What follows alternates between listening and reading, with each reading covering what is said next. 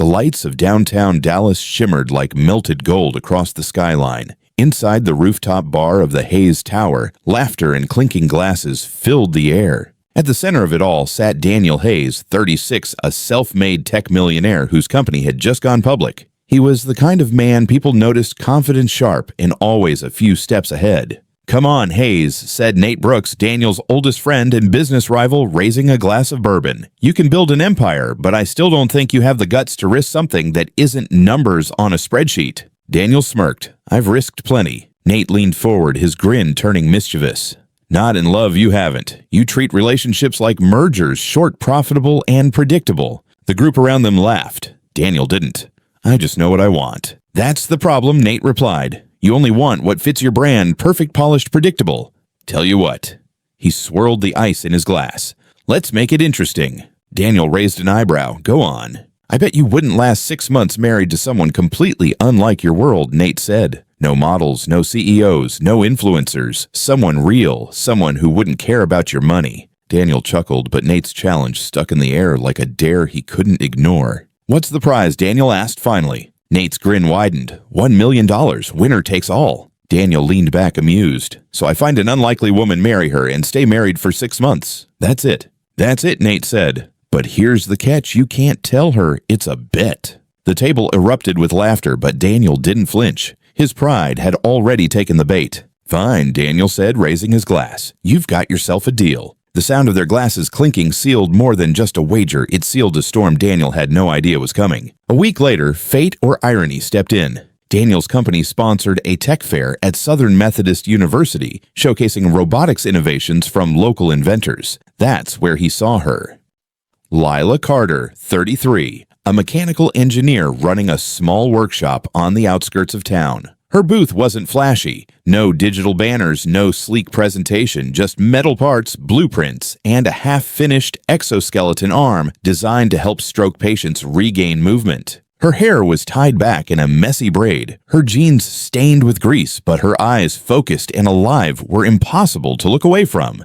Daniel stopped at her booth, curiosity disguised as charm. "Impressive work. You built that yourself." Lila didn't even glance up. "Mostly, except the circuit boards. I buy those used." He smiled. "I could help you upgrade, better funding, better materials."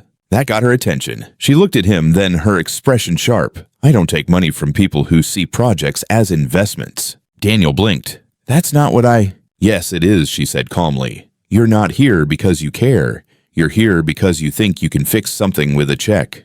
Her words landed like a slap to his ego, but instead of walking away, Daniel found himself intrigued. Later that night, her voice still echoed in his head. "Someone who wouldn't care about your money." She was exactly the kind of woman Nate had dared him to find. The next morning, Daniel showed up at Lila's workshop. The smell of oil and metal filled the air, and sparks flickered from a welding torch. She looked up surprised. "You again?" He grinned. "You said you don't take investments. What about partnerships?" Her brow furrowed. "I'm listening." 6 months, he said. "Marry me. You'll get full funding for your project, no strings after that. Think of it as an experiment." Lila stared at him stunned. "You're out of your mind." "Probably," he admitted. "But what's life without a little risk?" She studied him for a long moment before replying. 6 months. No control. No conditions. My work stays mine." He extended his hand. "Deal." She hesitated, then shook it firmly. Neither of them knew it then, but that handshake, born out of pride and defiance, was about to rewrite both of their lives. The courthouse wedding took less than 15 minutes. No music, no guests, no flowers, just a judge, 2 signatures, and a silence that carried more weight than vows ever could. Daniel Hayes stood beside Lila Carter, his new wife of convenience, both of them pretending this was something ordinary. Daniel wore a tailored navy suit. Lila wore jeans, a white blouse, and boots that had seen better days. When the judge said, "You may exchange rings," Lila handed Daniel a plain silver band she had bought herself. "Don't lose it," she said matter-of-factly. "I won't," Daniel replied, sliding it onto her finger. "No smiles, no I love yous. Just a deal sealed in steel and stubbornness." Outside the courthouse, the Texas sun hit them hard. Lila squinted at the street ahead while Daniel loosened his tie. "I'll drive," he said. She crossed her arms. "Of course you will." His black Tesla glided down Interstate 30, the Dallas skyline fading in the rearview mirror. The silence between them stretched until Daniel tried to break it. "So, Mrs. Hayes," he said, glancing sideways, "how does it feel to be married to a millionaire?" Lila didn't even look at him. "About the same as being married to a man I barely know." He smirked. "You'll get used to it." "I won't," she replied flatly. That shut him up for a while. When they arrived at his mansion in Highland Park, Daniel carried her suitcase up the marble steps as if this were a scene from a movie. Lila, unimpressed, stopped at the front door. The glass chandelier, the white grand piano, the infinity pool outside it was too much. "This place looks like it's never been lived in," she said. Daniel frowned. "What's that supposed to mean?" "It means you built a house, not a home." He opened his mouth to respond but found no words. She brushed past him and set her small bag on a side table. "Where's my room?" "You mean our room," he said with a hint of challenge. She turned, meeting his eyes head on.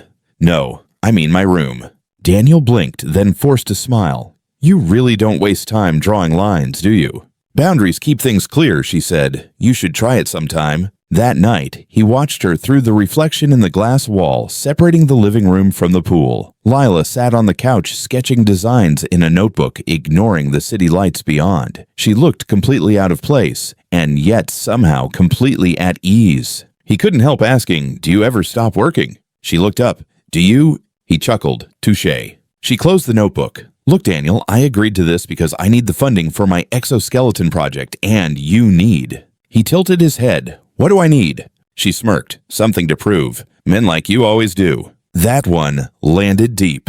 For the first time, Daniel didn't have a comeback. Days turned into a quiet routine. Daniel worked from his home office, running meetings and stock updates. Lila spent her mornings in the garage, which she had turned into a makeshift workshop. The sound of power tools replaced the hum of luxury silence. One afternoon, Daniel came down to find her surrounded by wires soldering metal pieces. She had grease on her hands and a streak of it across her cheek. "Are you sure you know what you're doing?" he teased. She glanced up. "Better than most of your executives, I bet." He grinned. "I'm not sure if that's an insult or a compliment." "Take it however helps your ego," she said, going back to her work. Something about her bluntness fascinated him. She didn't bend, didn't flatter, didn't seem to care who he was. For a man used to being admired, that was new and oddly addictive. One evening, Daniel suggested dinner at a 5-star restaurant downtown. "It's time you experienced a real meal," he said. Lila raised an eyebrow. "Real meal? I'm from Texas, not Mars." He smirked. "I'm just saying you deserve the best." She hesitated, then shrugged. "Fine, but you're driving." At the restaurant, the host recognized Daniel instantly. People stared. Lila noticed, but didn't care. When the waiter handed her a menu with no prices, she laughed. "If they don't show the cost, it's already too expensive." Daniel smiled. "You're impossible." "I get that a lot," she said. During dinner, he found himself talking about things he never mentioned: his mother who'd passed when he was young, the pressure to keep his company perfect. Lila listened quietly, then said, "You act like success is armor, but it's just a cage with better lighting." He looked at her, stunned by the honesty. Maybe he thought this wasn't just a bet anymore. That night, as they drove home under the Dallas lights, Daniel glanced at her reflection in the window. She was watching the city pass by, calm and thoughtful. For the first time, he wondered if he was the one being tested, and, deep down, he already knew he was losing the game he thought he'd invented. By the third week of marriage, Daniel Hayes had learned 3 things about Lila Carter. She didn't care about money, she refused to be impressed, and she was absolutely unshakable. For a man who had built his life on control that was both irritating and fascinating. The mansion in Highland Park no longer felt like his fortress. It had become a living experiment, one that Daniel couldn't predict. Lila moved through the halls like she belonged there, yet refused to let the place define her. The marble floors echoed with the clatter of her work boots, and the air, once filled with silence, now hummed with the sound of drills and welding torches from the garage. The first time Daniel walked into her workshop, he nearly tripped over a stack of wires. "What happened to my garage?" he asked. "Correction," she said, tightening a bolt. "It's our garage. I just use it more effectively." Daniel sighed. "You turned $1 million parking space into a machine shop." "Exactly," she said without looking up. "Now it's finally doing something useful." Despite himself, Daniel started to admire her precision, the way she handled machinery with care, the quiet intensity in her focus. It was the kind of discipline he'd always demanded from others, but never truly lived himself. Sometimes he caught himself watching her work longer than he meant to. One afternoon, she glanced up and caught him staring. "You're blocking the light," she said. He stepped aside, quickly flustered. "Just curious about your project." She raised an eyebrow. Curious or competitive? He smiled faintly. Maybe both. Lila smirked. "Then you can hand me that wrench and make yourself useful." Dinner was the one time they shared the same space, though not necessarily the same rhythm. Daniel preferred takeout from luxury restaurants. Lila cooked simple meals, grilled chicken vegetables, and coffee strong enough to wake the dead. "You don't have to do this," he told her one evening as she set plates on the table. "We can hire someone." "I know," she said, sitting down, "but food tastes different when someone actually cares about it." He paused, looking at the plate in front of him. "You think I don't care?" She gave him a small smile. "You care about winning. That's not the same thing." For a man used to winning every argument, Daniel found that one hard to swallow. A few days later, he invited her to a formal event, his company's investor gala at the Dallas Convention Center. Lila hesitated. "You really want me there, with your board members and their diamond cufflinks?" Daniel grinned. "I think you'll make an impression." She gave him a look. "That's what I'm afraid of." That night, when she walked out of her room in a deep blue dress, simple, elegant, with her hair down, Daniel forgot to breathe for a second. "You look," he began, then caught himself. "Ready." She smirked. "Nice recovery." At the gala, the contrast between them was sharp. Daniel, the picture of confidence. Lila, calm but unpretentious. People whispered about her clothes, her background, her not fitting the mold. But Lila didn't flinch. When an investor's wife made a patronizing comment about her rustic charm, Lila smiled and replied, "I find that humility and oil stains tend to keep life balanced." Daniel nearly spit out his drink. Later on, the drive home, he said, "You know you scared 3 executives tonight." "Good," she said. "Maybe they'll stop mistaking money for character." He laughed. "You realize you just described my entire industry." She looked out the window. "Then maybe it's time you fix it." Her words lingered long after the car went silent. Over the next month, something shifted. Daniel found himself looking forward to mornings, the smell of coffee drifting from the kitchen, the sound of tools clinking in the garage. He even started helping her with the exoskeleton prototype. At first, it was just tightening screws or running errands for supplies. But one night, as they worked side by side under the dim glow of a desk lamp, Lila glanced at him and said softly, "You're getting better at this." He smiled. "I have a good teacher." For a brief moment, the distance between them disappeared. Then she cleared her throat, breaking the spell. "Don't let it go to your head." He chuckled, but the warmth in his chest didn't fade. That night, as Daniel lay awake, he realized the strange truth.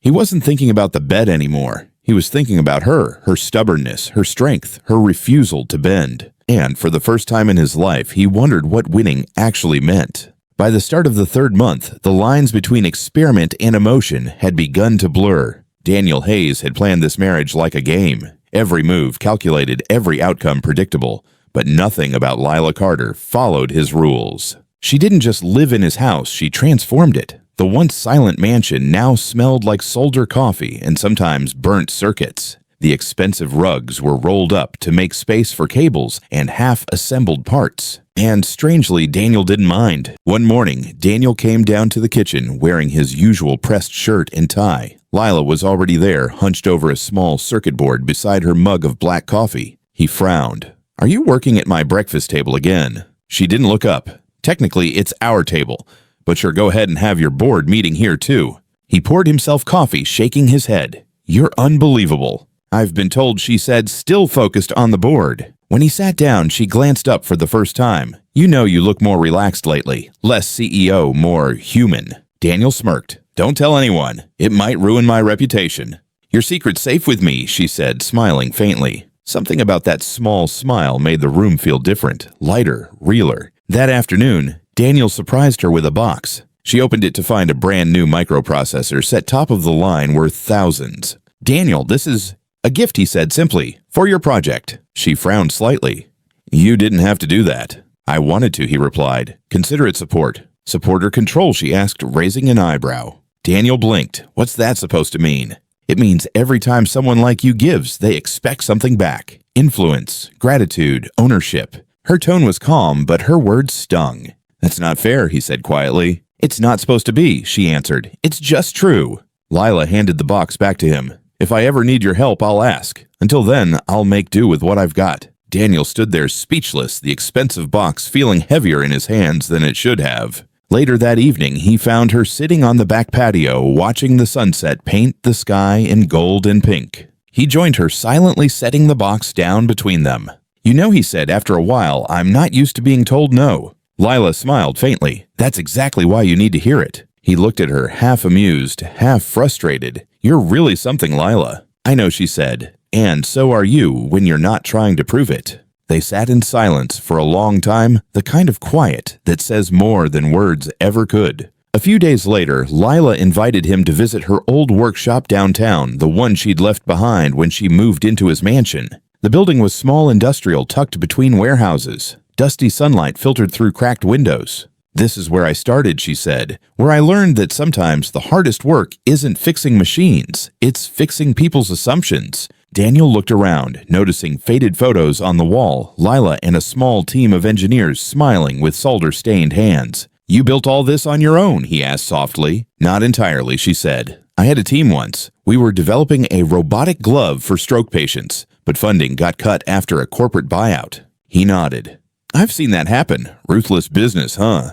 Her eyes met his. "You have no idea."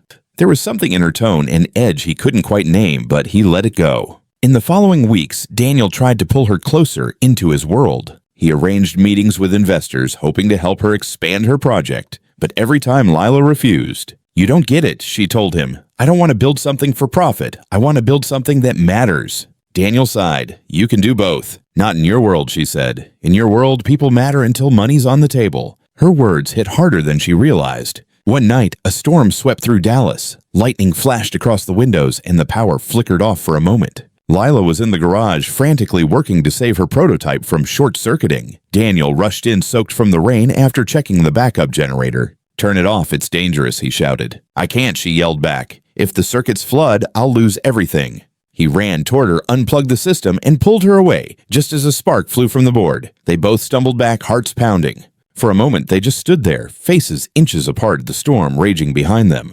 Then Lila whispered, "You're insane." He smiled faintly. "Takes one to know one." They both laughed, the tension breaking like thunder. That night, neither of them slept. They sat in the dim kitchen drinking coffee while the rain softened outside. "You could have been hurt," he said quietly. "So could you," she replied. "Why'd you even come out there?" He hesitated. "Because I didn't want you to face it alone." Lila looked at him, eyes softening for the first time.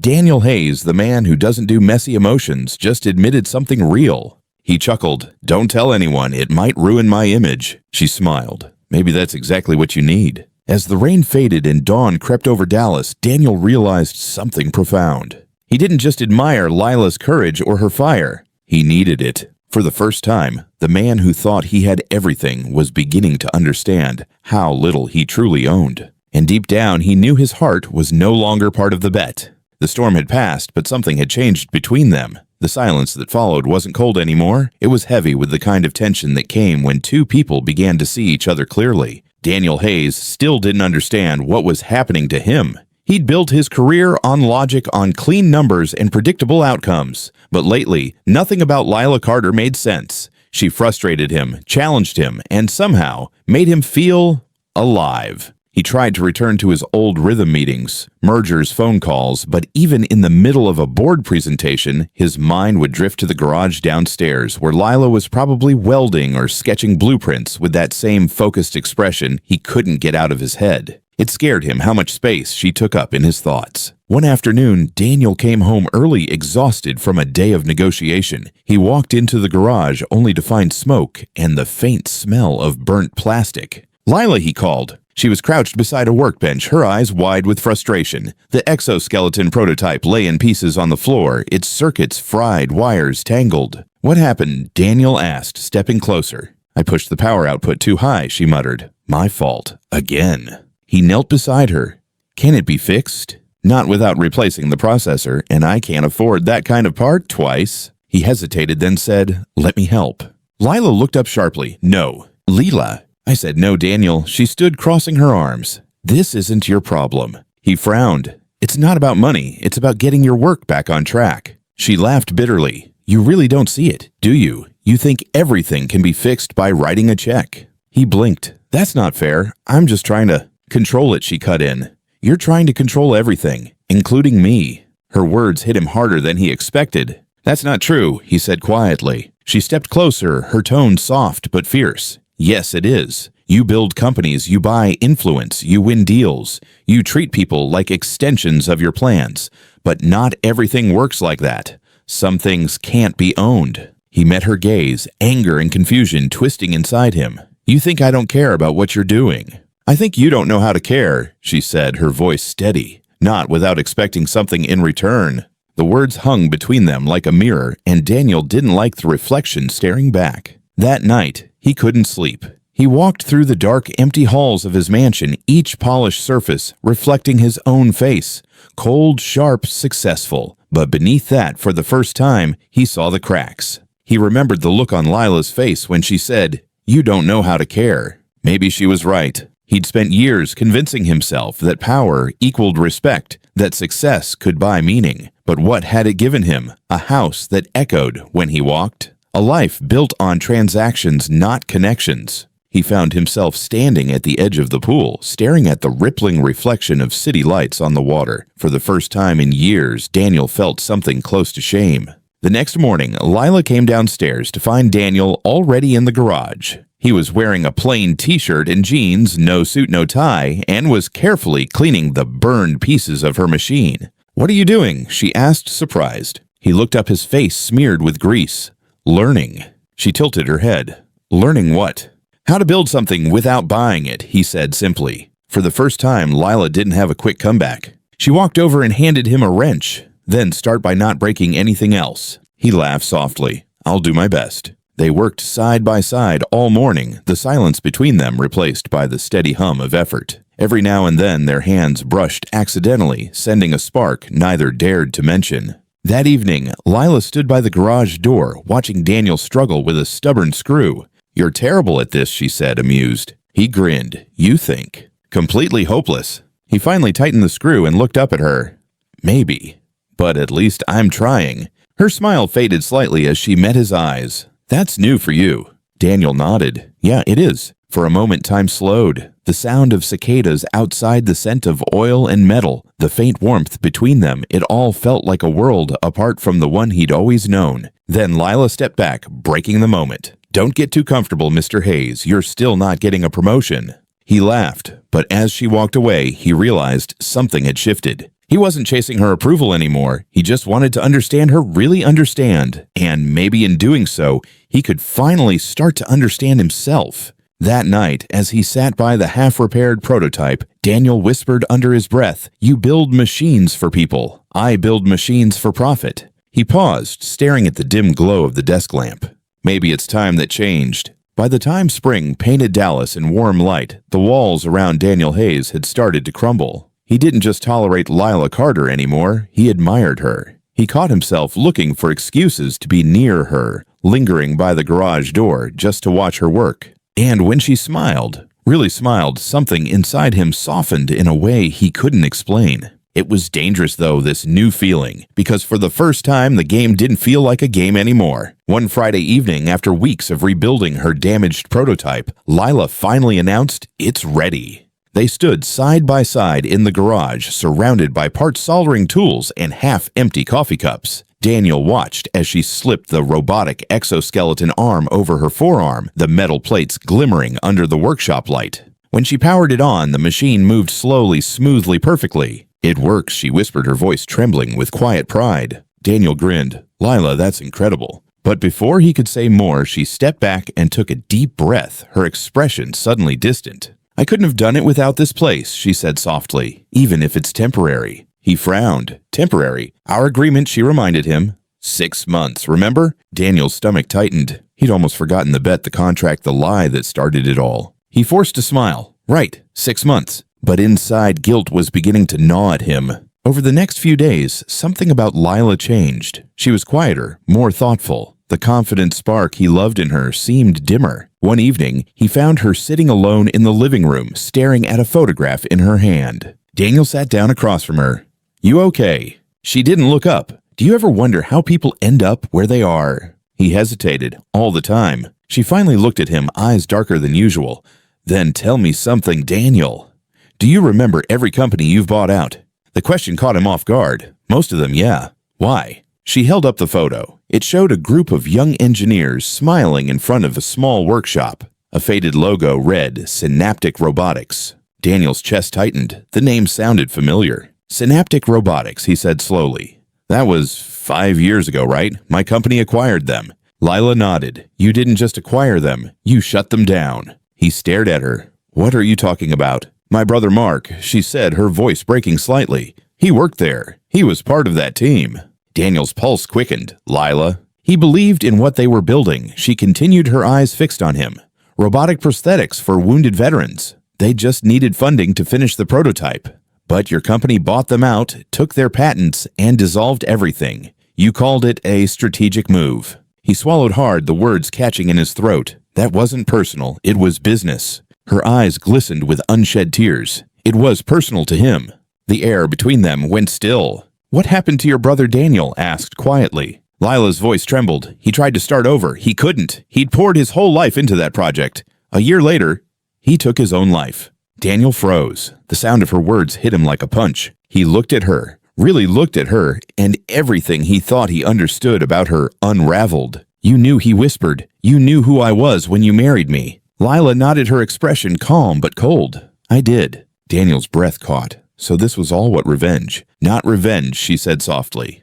"Accountability. I wanted you to feel what it's like to have someone take control of your life, to lose everything you thought you owned." He stared at her stunned. "And the marriage." "Started as a deal," she interrupted. "But I needed you to see beyond your empire, beyond the money. I needed you to understand what people like you destroy when you treat lives like numbers." Daniel's hands shook as he tried to speak. "Lila, I swear I didn't know." "That's the problem," she said, her voice cracking. "You never know. You never look. You destroy and you move on." Silence filled the room, heavy and suffocating. Lila turned away, tears slipping down her cheeks. "My brother wanted to build something that healed people.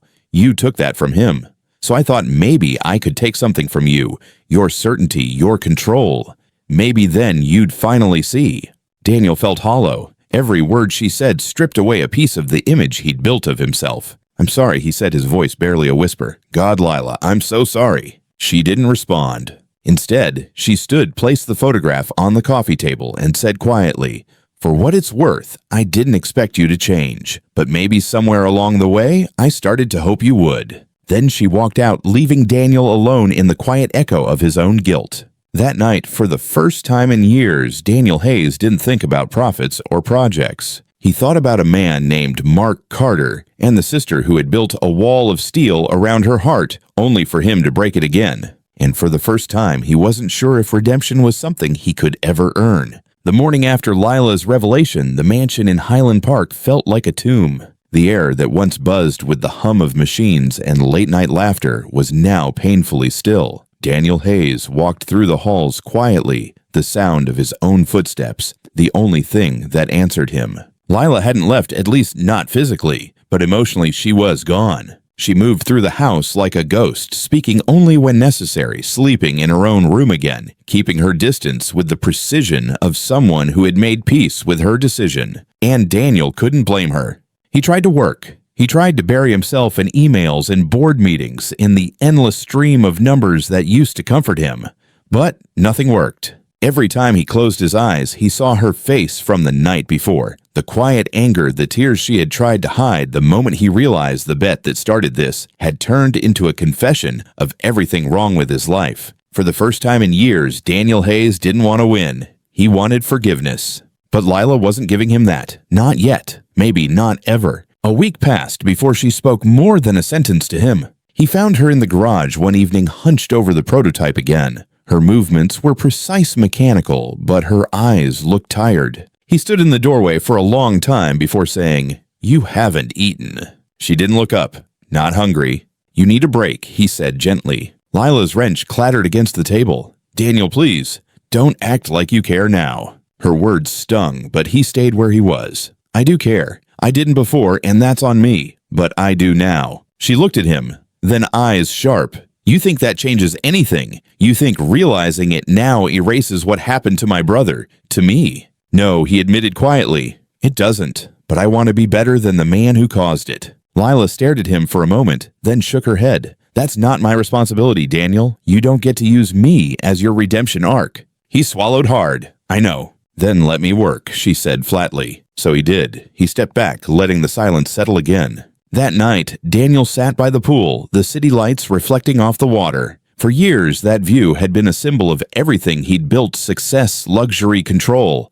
But now, it just looked empty. He thought about Mark Carter. He looked up the old files, the acquisition records, the board notes. Everything Lila said was true. It wasn't just a business move. It was destruction disguised as strategy. Daniel had always prided himself on being efficient, decisive, but seeing it laid out in black and white, the way his decisions had rippled out and broken real lives, it was unbearable. He closed his laptop, leaned back in his chair, and let out a long, shaky breath. For the first time, Daniel Hayes felt small. The next morning, he made a quiet decision. He called his assistant and canceled every meeting for the week. He told the board he was taking a leave of absence. When they protested, he said simply, "I need to fix something more important." He didn't tell Lila. Instead, he spent the next few days visiting old partners, small business owners, and engineers whose companies his empire had swallowed. He apologized. He didn't hide behind lawyers or PR statements. He looked people in the eye and said, "I was wrong." Some people slammed doors in his face. Others laughed bitterly. But a few listened, and that was enough. He wasn't looking for absolution, just honesty. Back at the mansion, Lila began to notice the change. Daniel was gone most days, and when he returned, there was a quiet exhaustion in his face that looked nothing like the man she'd met months ago. He didn't brag, he didn't lecture, he didn't try to win her over. He just existed beside her, quietly respectful of the distance she needed. Sometimes when she thought he wasn't looking, she caught glimpses of something new: humility. One night, he came home late, his clothes dusty, his expression thoughtful. Lila was in the kitchen sipping coffee. "Where have you been?" she asked, her tone neutral. "Visiting people," he said. "People I've hurt. People I owe." Her brows furrowed. "And what did they say?" He smiled faintly. "That I'm late." Lila stared at him for a long moment, then set her mug down. "You can't fix the past, Daniel." "I know," he said, "but maybe I can stop living like it never happened." She looked at him differently, then not with forgiveness, but with something quieter. Recognition, maybe. It wasn't peace yet, but it wasn't war anymore either. Later that night, Daniel walked into the garage while Lila was finishing up her work. He placed a small photo frame beside her tools. It was the picture she'd shown him before her brother Mark, smiling in front of the Synaptic Robotics sign. But now it sat in a clean, polished frame. Lila froze her hand, hovering over it. Daniel said softly, "He deserves to be remembered for what he built, not what he lost." And then he left, giving her the silence she needed. When the garage door shut behind him, Lila finally sat down and stared at the photo. For the first time in years, she let herself cry, not out of anger, but release. Maybe, just maybe, the man she'd set out to punish was becoming the man her brother had once hoped people like him could be. By early summer, something about Daniel Hayes had changed, not just in the way he dressed or spoke, but in the way he carried himself. The confidence was still there, but it had softened. The arrogance was gone, replaced by a kind of quiet purpose. He no longer looked like a man trying to win. He looked like someone trying to make things right. Lila Carter noticed it, even if she didn't say so out loud. Daniel had started leaving the mansion before sunrise and coming home long after sunset. Sometimes his shirt was rumpled, sometimes his hands were dirty, something she never imagined from the man who once refused to step into her workshop for fear of grease stains. He didn't talk about where he went, but one afternoon curiosity got the better of her. "Daniel," she asked, standing at the doorway of his office, "what exactly have you been doing all day?" He glanced up from a stack of documents. "You'll think it's stupid. Try me." He hesitated, then said, "I've been meeting with small inventors, people like your brother, people my company hurt. I'm setting up a fund to help them rebuild. No strings, no buyouts, no ownership." Lila blinked, unsure what to say. "You're serious?" "Completely," he said, then looked down again, his tone humble. "It's not enough, I know that. But it's a start." She studied him quietly, her heart caught between skepticism and a strange, unfamiliar warmth. That weekend, Daniel invited her to come with him to South Dallas, where he was funding a community tech workshop for young engineers. "I don't need a photo op," Lila warned. He smiled faintly. "Good, because there won't be cameras." The building was old and worn down, but inside a small group of students, high schoolers, mostly were crowded around half-built robots and 3D printers. The air buzzed with excitement and creativity. "This place was supposed to shut down," Daniel said softly. "They lost funding. I figured I could help, but not as Daniel Hayes, CEO. Just as Daniel." Lila walked around talking to the students. One girl showed her a prosthetic hand she'd designed using scrap parts. Lila's eyes widened. "That's incredible work," she said. The girl grinned. "We're going to make it better next time. Mr. Hayes said we could use the new equipment." Lila looked at Daniel across the room. He wasn't giving orders. He wasn't performing. He was kneeling beside a boy's project, helping solder a wire. His sleeves rolled up, his expression calm and focused. It was the first time she'd seen him look free. Later, as they drove back home, the silence between them felt different, no longer heavy, but full of unspoken things. "You didn't tell me you were doing this," Lila said quietly. He kept his eyes on the road. "It wasn't about telling you. It was about doing something that mattered." She turned toward him, her voice softer. "You really have changed." Daniel smiled sadly. "Maybe I'm just late to the right kind of race." Lila looked out the window, her reflection faint against the city lights. "Mark would have liked what you're doing," she said finally. "He wanted his work to help people.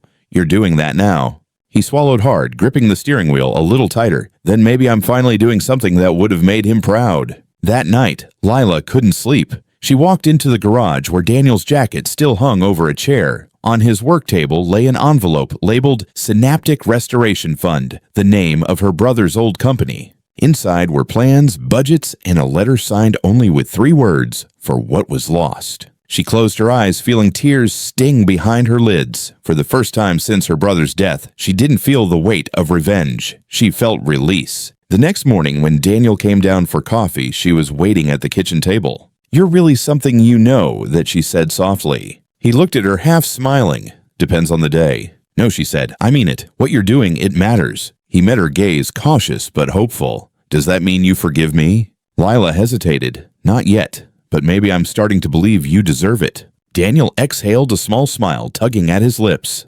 "That's more than I could ever ask for." For the first time in months, their eyes met without anger, just quiet understanding. The bet that started it all was forgotten. What remained was something fragile, real, and beautifully human. And, for both of them, that was enough to begin again. By late summer, the Texas heat had begun to fade, and with it so had the sharp edges between them. Lila Carter still guarded her heart, but the walls weren't as high anymore. The silence that once filled the Highland Park mansion was now replaced by quiet, natural sounds, music drifting from the kitchen, the click of keys as Daniel typed late at night, and sometimes the low hum of the prototype machine in the garage. Things weren't perfect, but they were no longer broken. One morning, Daniel walked into the kitchen to find Lila sipping her coffee, sunlight spilling across the counter. "I've been thinking," he said cautiously, sliding a folder across the table. She looked at it warily. "That's usually a dangerous sentence." He smiled faintly. "Not this time. I'm stepping down as CEO." Lila froze. "You're what?" "I'm selling the company," he said quietly. "My shares, my title, all of it. I'm done." She blinked, unsure if he was joking. "Daniel, that's your life. Everything you've built." He nodded. "And maybe it's time to build something else. Something that doesn't come at someone else's expense." She studied him, searching for the arrogance that used to coat every word. It wasn't there. "What will you do?" she asked softly. He smiled, but this time it was real. "Start over. Maybe help rebuild the kind of company your brother dreamed of. Something good. Something that gives, not takes." Lila didn't respond right away. Her chest ached in a strange way, part admiration, part fear. "People don't just change like that, Daniel." He looked at her, his voice steady. "Maybe they do when they finally understand what they've broken." A few days later, Lila went to the garage to check on the prototype. Daniel had left early again, but she noticed something new on the workbench, a blueprint rolled up with her name written on it. She opened it carefully. Inside was a design labeled Project Mark, Assisted Mobility Program. At the bottom, a handwritten note read, "You once said machines should heal. Let's build one together." Lila stared at the words, her vision blurring. For the first time, she didn't feel like she was carrying her brother's legacy alone. That evening, she drove to Love Field Airport where Daniel was preparing to board a flight to Colorado for a charity partnership meeting. He looked surprised when she appeared at the terminal, out of breath, holding the blueprint in her hand. "You forgot this," she said, her tone teasing but her eyes bright. He smiled softly. You drove all the way here to tell me that. Not exactly, she admitted. I came to tell you something else. He waited quiet. I don't know what we are right now, she began, her voice trembling slightly. But I know this, what you've done, the way you've changed. It's real. You've kept your promise, Daniel. Maybe even more than I expected. He took a slow step toward her. So does that mean? She held up a hand, half smiling. Don't rush it. I'm not promising anything. But maybe we can start walking in the same direction. Daniel's expression softened, the weight of months lifting from his shoulders. I'll take that, he said. She hesitated for a moment, then reached into her pocket and handed him a small metal object, a circular washer from the first robot they had repaired together. He turned it in his hand, smiling faintly. You kept this. I keep things that matter, she said.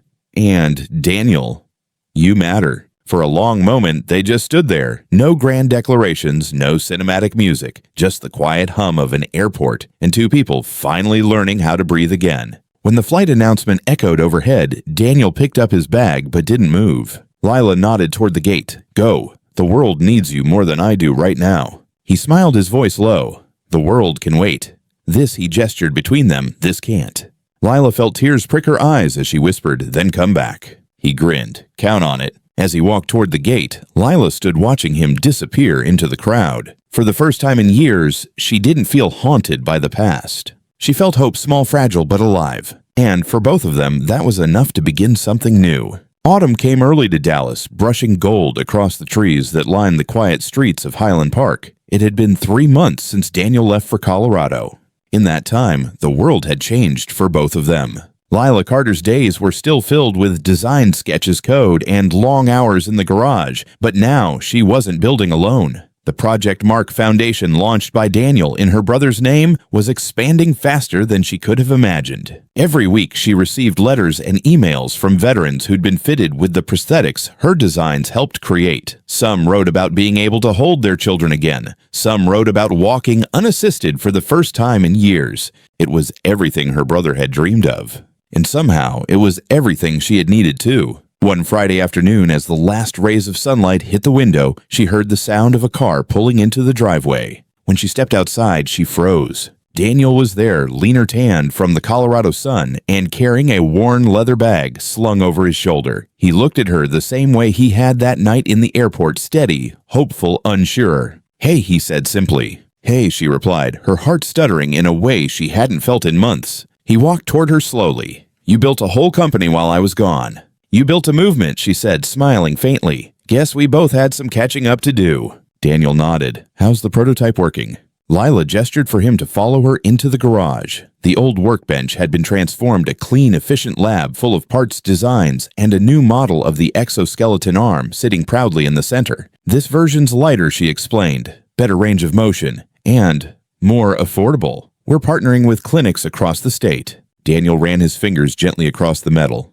It's beautiful. Mark would have said the same, she whispered. For a long time, they stood there in silence, two people who had broken each other and somehow rebuilt something even stronger in the ruins. After a while, Daniel turned to her. I came back because I wanted to ask you something. Lila raised an eyebrow. If this is another bet. He laughed softly. No bets. I learned my lesson. He took a breath. You once told me love isn't about control, that it's about seeing someone as they are not what they can give you. I didn't understand that then, but I do now. He pulled something from his pocket, a small silver ring, simple and unpolished.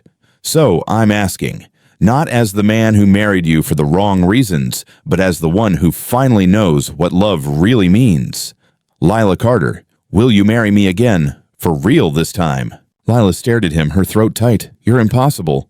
Maybe, he said, but I'm yours if you'll have me. She didn't answer right away. She just stepped closer, placed her hand over his, and whispered yes. Daniel smiled, a real quiet smile that carried no pride, no games, only gratitude. He slipped the ring on her finger. No contracts, no timelines, just us. Just us, she echoed. Later that night, as they sat on the back porch watching the Texas sky fade into twilight, Lila leaned her head on his shoulder. Funny how it started, isn't it? She said softly. A stupid bet.